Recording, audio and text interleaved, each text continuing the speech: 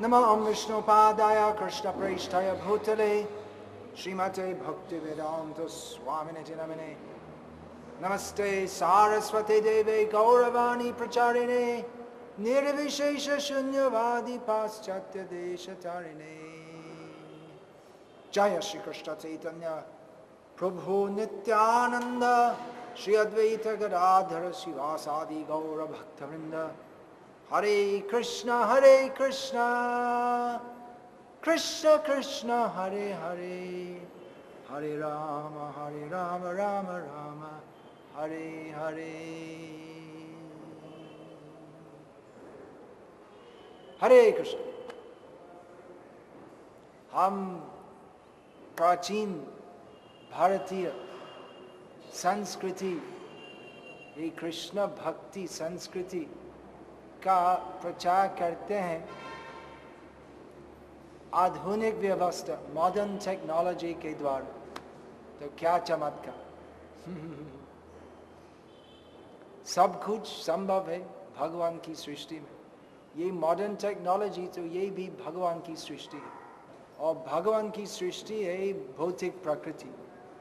तो हवा जल पहाड़ भूमि हम ऐसे सोचते हैं ये भगवान की सृष्टि है, लेकिन वास्तव में ये टेक्नोलॉजी भी भगवान की सृष्टि है, क्योंकि भगवान की प्रदत्त बुद्धि के द्वारा ये सब सृष्ट होते हैं। बुद्धि बुद्धिमतामस्मि भगवद गीता में श्री कृष्ण कहते हैं कि वो बुद्धिमान व्यक्ति की बुद्धि मैं हूँ मेरे से आते हैं। तो ऐसा नहीं है कि हम भगवान से स्वतंत्र और हम सब कुछ अपना प्रयास से कर सकते हैं, नहीं, सब कुछ भगवान का हाथ में है और इनसे यथेष्ट उपयुक्त बुद्धि आते हैं, जैसे कि हम ये सब चीज को तैयार कर सकते हैं। तो ये सब चीज भगवान का उपहार है और ये सबों से भगवान की महिमा प्रचार करना चाहिए।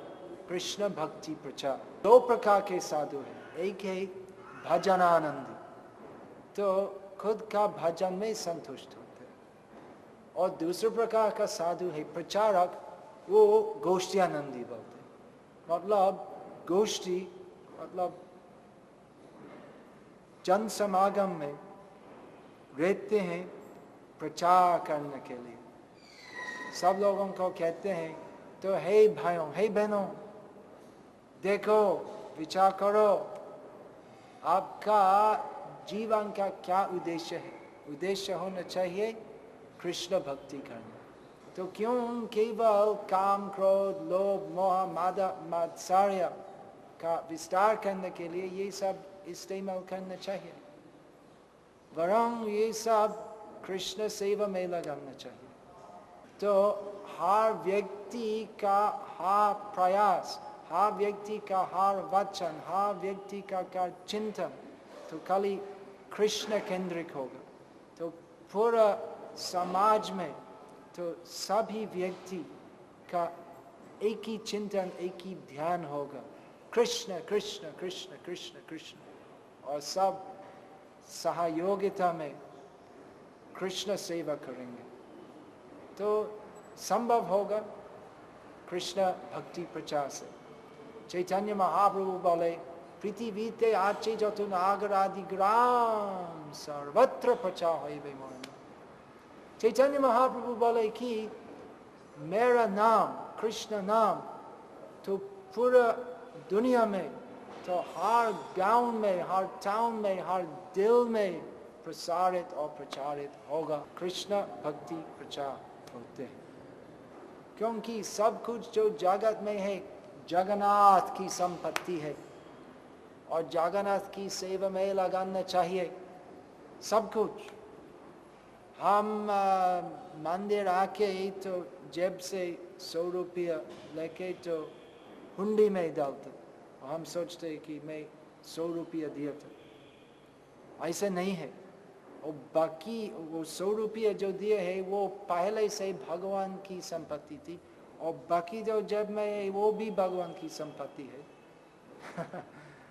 तो एक दृष्टि में हम अगर सब कुछ नहीं देते तो हम चोर है, क्योंकि सब कुछ भगवान को देना चाहिए। ईशावास्यमिदं सर्वं यत्किंचा जागतं जगत् तेन त्यक्तेन भुंजिता मागृतं कस्य स्विद्धनम्। ईशोपनिषद की उक्ति है कि भगवान हमको कुछ देते हैं, सब कुछ जो हम सोचते हैं कि ये मेरी है, मेरी संपत्ति, मेरा धन, वास्तव में सब कुछ भगवान की है। भगवान हमको कुछ देते हैं और वो सब शरीर का पालन करने के लिए इस्तेमाल करना चाहिए, लेकिन खुद के लिए ज़्यादा नहीं लेना चाहिए। जो भी ज़रूरत है शरीर का पालन करने के लिए तो इतना सा लेना है, और बाकी भगवान की सेवा में लगाना चाहिए। तो ऐसे ही कृष्ण भक्ति प्रचार करने में तो जगत के सभी सुविधा भगवान की सेवा में लगाना चाहिए, सब कुछ भगवान की सेवा में लगाना चाहिए। तो एक विधि है कि साधु का कर्तव्य है तो खाली पैदल से यात्रा करना, तो साधु के लिए बैलगाड़ी में भी जाना निषेध। तो वो नियम अच्छा है, जैसे कि वो साधु तो भोगविलासी, फिर भोगविलासी नहीं बनेगा, और जैसे कि उस साधु की विरक्ति और तपस्या होगी। लेकिन एक और प्रकार का साधु है जो खाली खुद का कल्याण के लिए प्रयास नहीं करते हैं, उनका प्रयास है असाधु जन को साधु बनाना, और इसलिए वो सब कुछ जो जगत में है वो ग्रहण कर सकते हैं भगवान का नाम प्रचार करने के लिए, और ऐसे सभी सुविधा ग्रहण करते हैं भगवान की सेवा करने के लिए। अर्थात धन ऐश्वर्य में रहने के भी तो उनकी इच्छा नहीं होते हैं कि ये सब मेरा भोग के लिए है, तो सब सुविधा ग्रहण करते हैं केवल कृष्ण की प्रसन्नता के लिए, कृष्ण भक्ति प्रचार करने के लिए। तो ऐसे धन ऐश्वर्य के बीच में रहने के भी अनासक्त होते हैं। पद्म पत्र में वाम भसा, ये दृष्टांत है भगवद गीता में। श्री कृष्ण कहते हैं कि भक्तजन इस जगत में रहते हैं लेकिन विरक्त होते हैं। कैसे? पद्म पत्र जैसे।